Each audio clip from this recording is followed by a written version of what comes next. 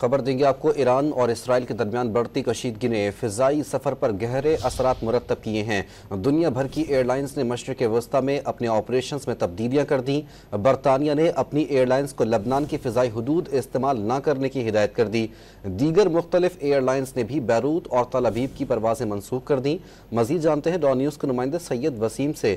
سید وسیم، بتائیے گا، Pakistan international air lines کی جانب سے بھی سننے میں آ رہا تھا کہ پلان جو ہے وہ مرتب کیا جا رہا ہے، کیا ڈیٹیل سامنے آ رہی ہیں؟ جی بالکل، پاکستان انٹرنیشنل ایئر لائن سمیت جو دنیا بھر کی مشہور و معروف ایئر لائنز ہیں، انہوں نے بھی جو ہے وہ مختلف جو تاریخیں ہیں ان تاریخوں تک جو یہ مشرق وسطی میں لبنان، بیروت اور یہ جو ادھر صدرن فضائی حدود ہے، اس کو استعمال کرنے سے گریز کرنے کے لیے جو ہے وہ اپنی ایئر لائنز کو ہدایت کر دی ہے انتظامیہ نے۔ ان کی تفصیلات میں آپ کو بتاؤں تو برطانیہ کی 4 نومبر تک اپنی ایئر لائنز کو لبنان کی فضائی حدود استعمال نہ کرنے کی ہدایت دی گئی ہے۔ اسی کے ساتھ ایمریٹس نے 8 اکتوبر تک دبئی سے بیروت کی پروازیں منسوخ کر دی ہیں۔